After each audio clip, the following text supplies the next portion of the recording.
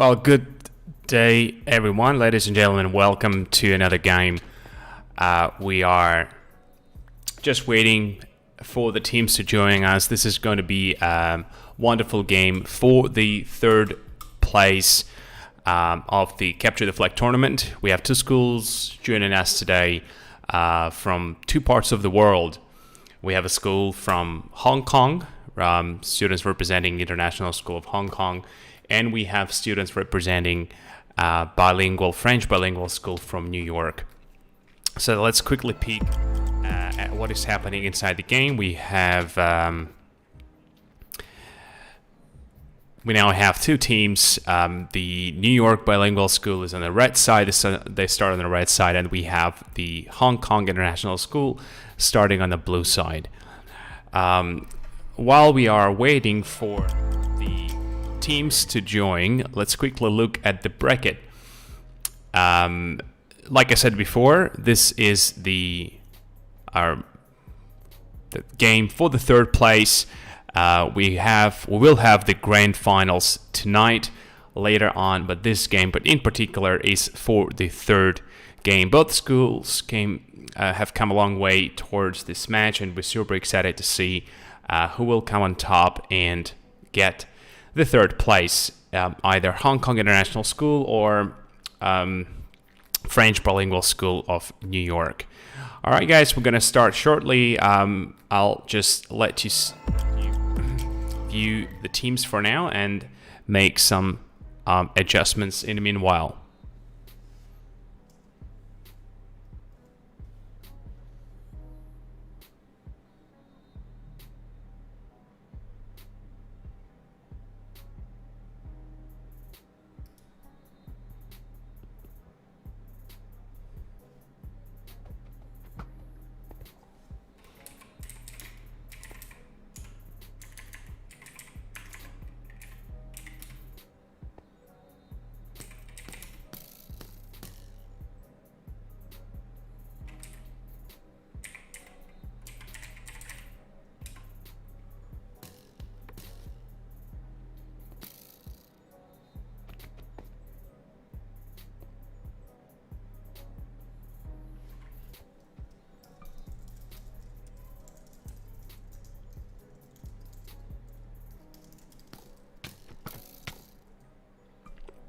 Looks like we are missing a couple of players from the International School of Hong Kong.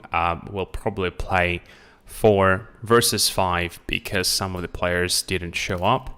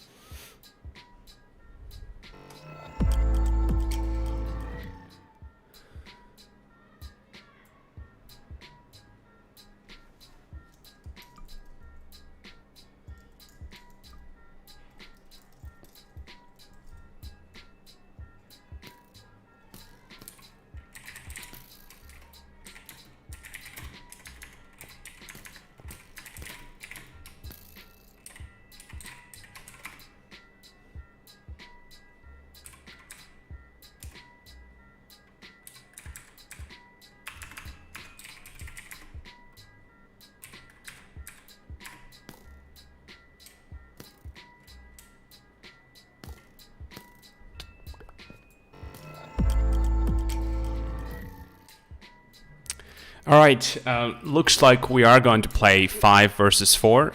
Both teams seem to be ready, so I think we're good to start now. In this match, the Hong Kong International School is going to play in minority. They only have 4 players joining us tonight.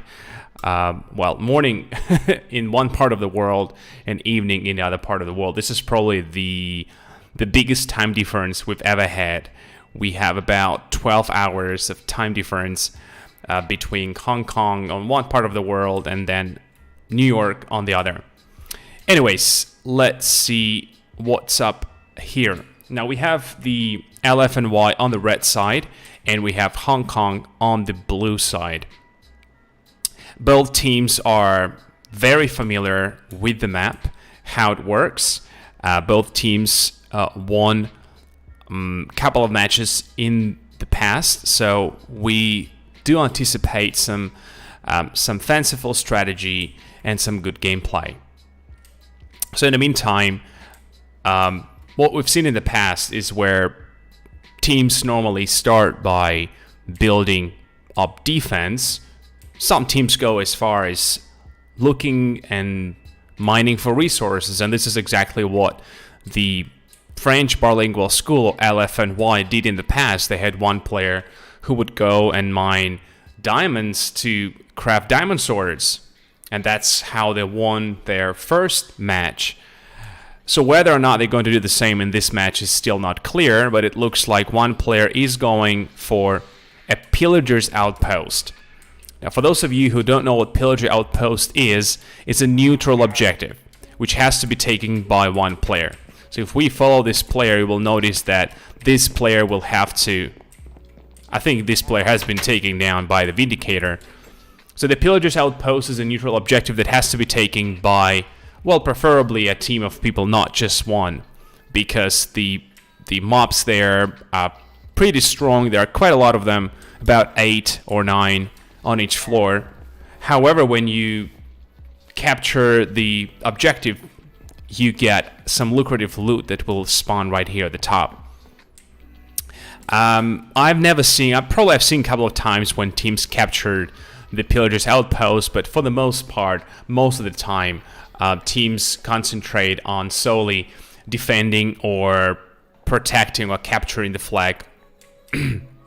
Now we've seen some advances happening from the red side, from the LFNY side. They've just broken the door, and the first flag is captured. The red team has captured the flag, and we can see student 17 is carrying the blue flag. There we see blue particles behind him or her, which indicates that this player is carrying a flag. Some defense has gone up for LFNY. We've seen similar defense has been done in the past, where players put one side of not easily breakable materials like cobblestone, for example, thus not letting people who are here easily escape. Red team captures another flag. This is another flag for LFNY, and it looks like student 14 is carrying a flag just in his hands. You can see they're carrying the flag. And boom, this is the second point for the red team. The red team captures the flag one more time. We're seeing the blue team has built some sort of a breach, an area. I'm not sure what they're doing with it, but we see an archer from the red team positioned himself rightly on the wall. Red team scores another point. This is the third point for the LFNY team. We have two players from the red team just doing something on this outside of the map. I'm not really sure what their plan, what their game plan is, but it's definitely the defense is not high on their agenda, because their base is just looks really empty. There are not many players there. There's a little person versus environment play going on here. Player 16 is trying to take down a pillager, and the red team captures the flag one more time. For some reason, Hong Kong school did not take the defense really seriously. Their flag is wide open. It's well exposed. And not sure if the blue team is aware of the fact that nobody is here. The red team is just all over the place. Let me quickly see if...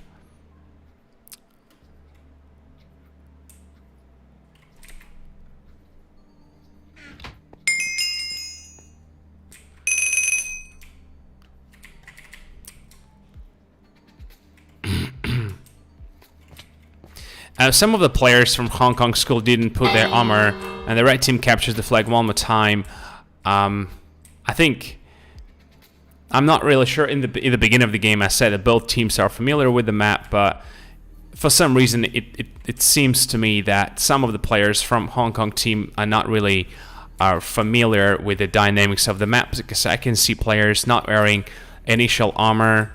You can see the red team is carrying red helmets, the leggings, and plate armor, which they can get right there at the top when they spawn. They have a chest with some initial materials that they can capture right here. They have also substitute players. A couple of words, I think, about the structure of the map.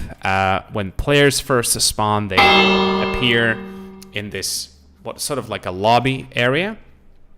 From here, we have a substitute bench right there, and we have a field players right here. We have a chest with refillable materials, which players can take. They can equip themselves with armor, some basic weaponry like swords and bows, and then after a while, after 20 seconds, they are teleported back to their base. So this is how the game works.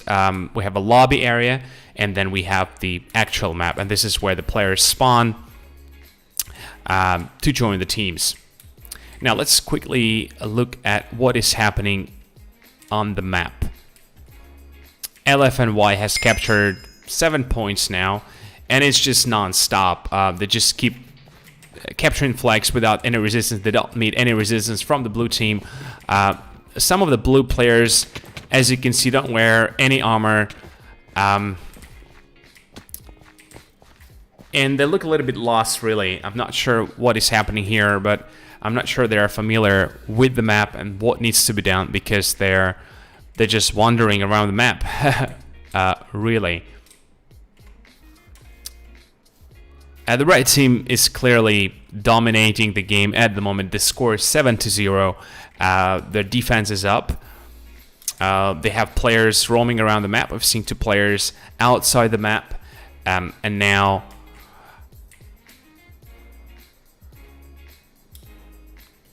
we see a text message from the blue team. Where are you guys?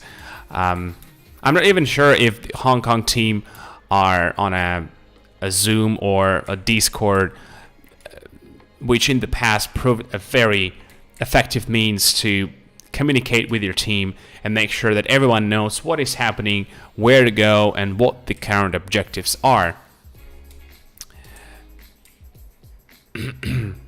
We can see 4 players from the LFNY taking 1 player from the blue team, 1 player from red team is taking down, but then the rest to pick up the slack. Some players are trying to mine for resources, probably for the reinforcement of the base or crafting. We've seen in the past players craft shields.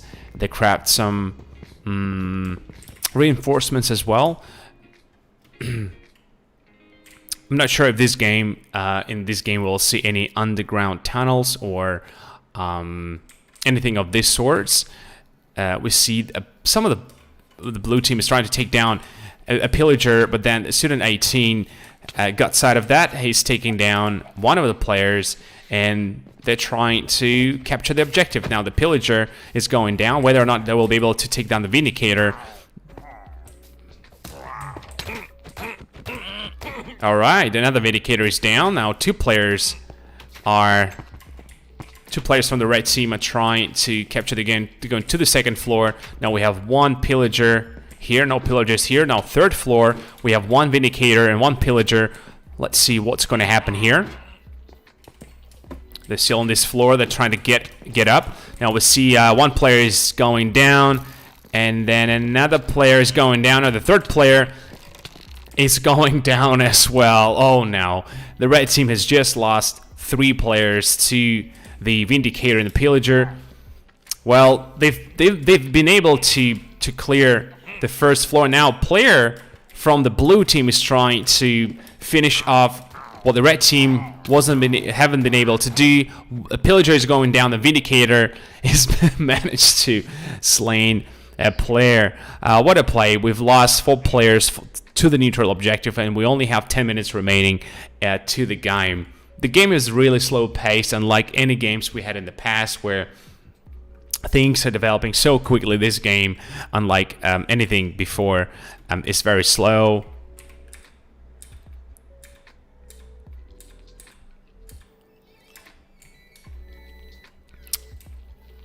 Oh, what a good strategy. We've just seen red player has taken down 2 of the hostile elements at the top with the bow, and now they're trying to, I think they're trying to aim for the Vindicator. The Vindicator is right here. He's actually positioned himself in the corner, so he's not really easily reachable with the bow. But let's see if Student 9, actually there's just one Vindicator left. Is it? Yeah, there's just one. So let's see if Student 19 is able to take down just one Vindicator, and the Pillager's Outpost is defeated, and the reward is right here. Let's see what is there really quickly. We have some resources, we have a stone sword, we have some potions, so let's leave this loot to Student 19. And this is the beauty of Pillager's Outpost, is that once the loot is taken, or once all the hostile elements are taken down, but be careful because Student 6 is trying to steal the loot, and he's taking down. Student 19 has been able to reclaim his loot. That was beautiful. It was really well done, well executed. He or she has taken down the probably 2 or 3 mobs. I think there's a little bit of friendly fire going on between Student 18 and 19. But yeah, once the Pillager's Outpost is taken down, we can, or players can take the loot and leave. The Pillager's Outpost will respawn in 5 minutes, thus giving players another chance to get it. I'm not sure. I think red team. Oh, the blue team scores the first point. Well done, guys. Good for you. At least they didn't. And here we go. This is exactly what I was referring to when I said that some of the players start mining. So what we can see here is a player wearing full iron outfit from the bottom of his toes to the top of his head. He or she is wearing iron outfit and diamond sword and a shield.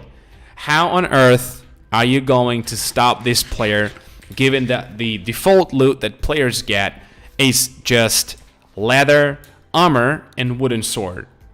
It's gonna take probably the entire team to take down this player, but it's not gonna be needed because yeah, let's see what is happening here. It's just literally just 3 hits and you're done. How do you counter this strategy? How do you counter diamond armor? It's not diamond armor, it's diamond sword and iron armor to be precise. But how do you counter that? I would assume you take advantage of the fact that this player is away and you try to capture as many points as you can before he or she is gotten strong enough. Because listen, we're heading into the late game stages of the game, and this player has been able to craft all these materials only by the end of the game. So he was away. Blue team had only 4 players, so this is probably the time when you try to capture as many points as you can before they scale up, and then you just set up a defense. Really, this is how I would play against this strategy. But LFNY used it a couple of times, and both of those times they have been victorious, as they are going to be now. With only about 6 to 7 minutes left into the game, let's just quickly, I'm going to show you something else. For those of you guys who are watching, let me show you something else, because nothing much is happening here. Just going to give you a sneak peek into the back end of the map. So this right here is the sort of like a brains of the, what is happening there? These are the brains of the map. This is how everything, this is what runs the map really. All the code, everything is here, and this is the best part of Minecraft Education. No, not only education, Minecraft in general, is that you can create those mini games. And actually, there's a lower level here as well. So everything here, all those things here are command blocks, and they run the map. So as you can see, I'm not doing anything except for talking, so I don't have to run. The map, everything is just done automatically. Everything is done by those command blocks. The Pillager's Outpost, the game mechanics, the titles, everything. So you can create your own games really with Minecraft, a mini game, and this is an example of a mini game that you can create if you know simple coding, if you know how to make the command blocks work. This is what you can I wouldn't say easily do, but definitely can do with Minecraft. All right, the red team has scored 11 points. Now the difference now is 10 points, and I don't see how the blue team is going to take it back and score.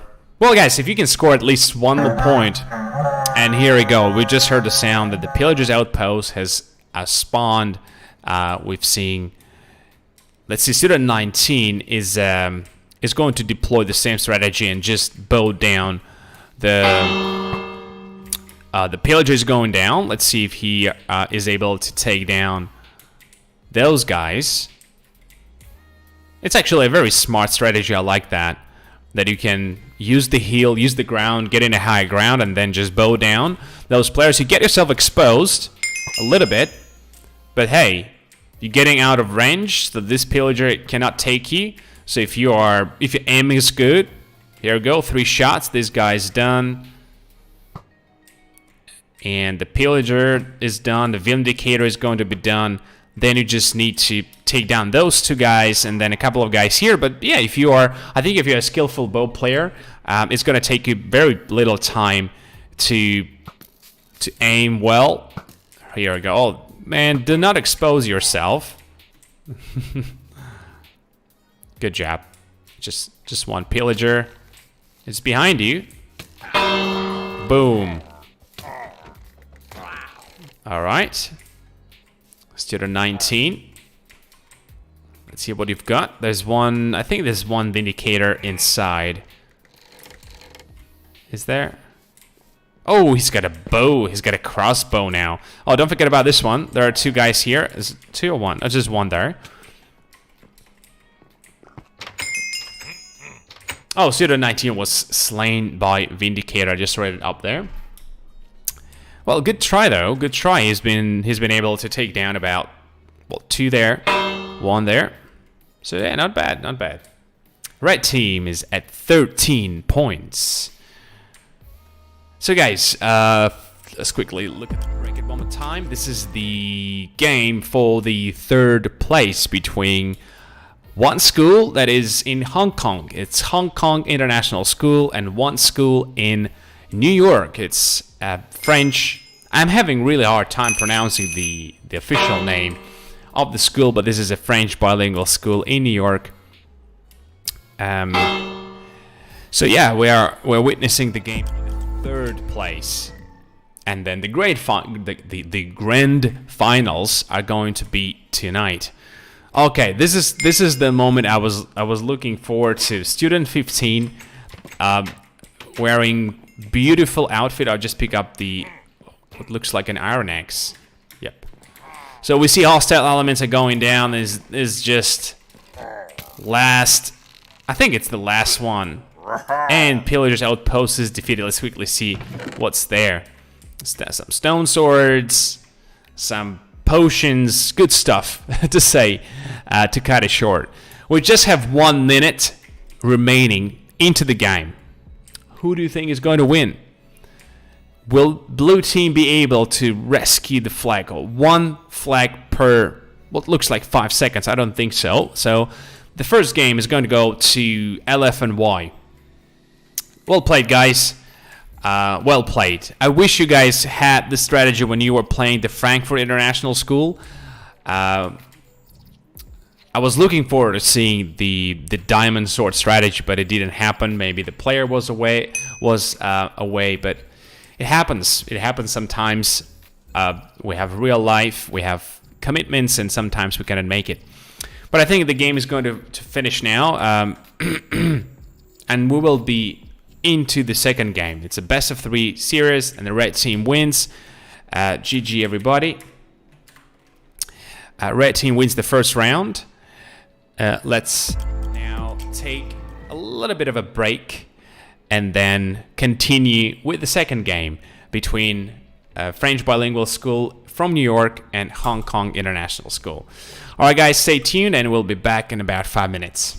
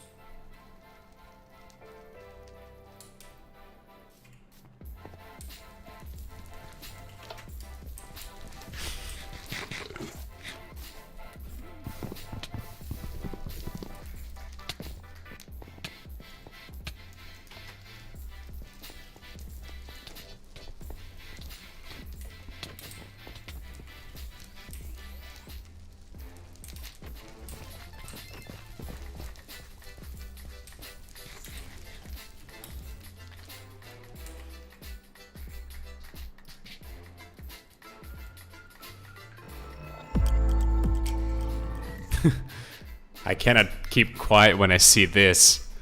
The entire base is on fire. I've never seen this before. Where did these guys get fire? And it looks like the entire base, everything that is wooden, is just going down. Look at this, the whole base. Everything that can be burned is burned down. I've never seen that before, but it looks like someone caught fire as well here, and alright, they survived. Oh, the poor house. The house is going to be burned down. Look at this. Oh, this is nice. I've never seen this before. I've never seen any team play this strategy before, where they use fire to just demolish the entire base. Look at this house. Everything is going down. They just stripped of any blockage, really. Wow. What a good way to finish the game. LFNY, well played. We're very good executed.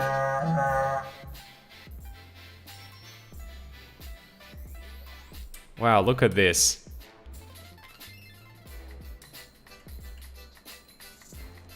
Well, good thing not the entire castle is made out of wood. Some structures are made out of stone, so they're still in place, but look at what is left. The house on the left is gone.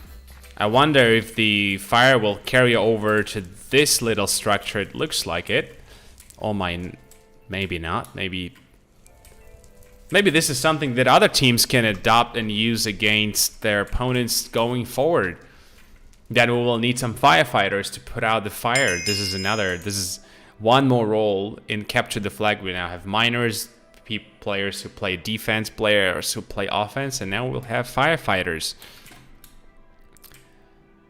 Wow, I've never seen I've seen players mining their own base for resources.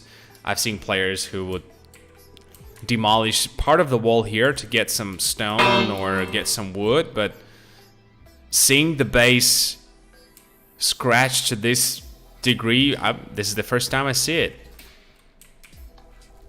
Wow, look at this. The chimney is actually it's left in place. Wow.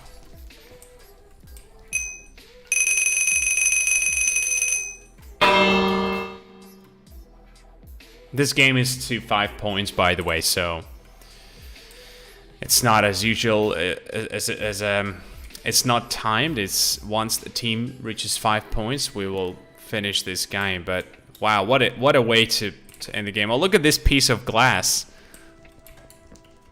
A very high quality glass that has withstood the grand fire on the red base. Look at this.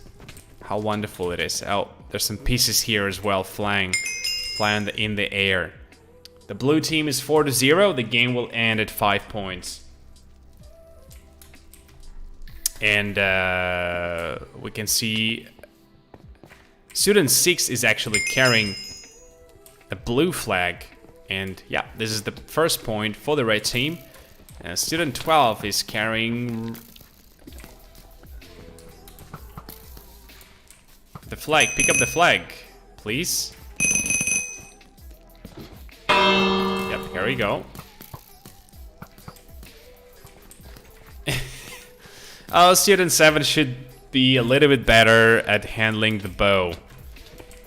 Well, at least we can see we have a good angle now. Nothing is blocking the view. I actually quite like it. Nothing is blocking the view. You can see everything. As a commentator, is a walk in the park, and it's 5-0, and it's victory by LFNY. Well played, guys. Happy to see a great fire at the end. But we're gonna end now because yeah, this is the third place that goes to LFNY. Well played, guys. Throughout the tournament and today, good job and good fire as well. I was happy to see that. So let's look at the bracket one more time.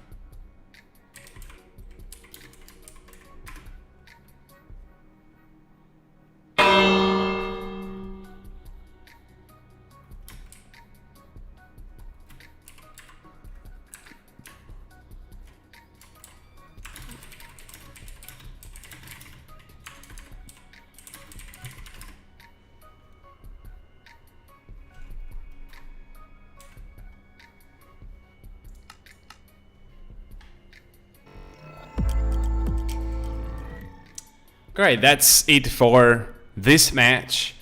We have LFNY taking the 3rd place in the tournament, and we will have the grand finals tonight. It's on my YouTube channel as well. It has been scheduled. I'm not sure. I don't know your time zone, but there are a couple of time zones there. So yeah, this will be the final game of this season. This will be a best of 5 series. But yeah, thanks for watching, and see you guys tonight in about 3. What is that? Yeah, about 2 or 3 hours. We'll be doing a live stream of the final game. See you later.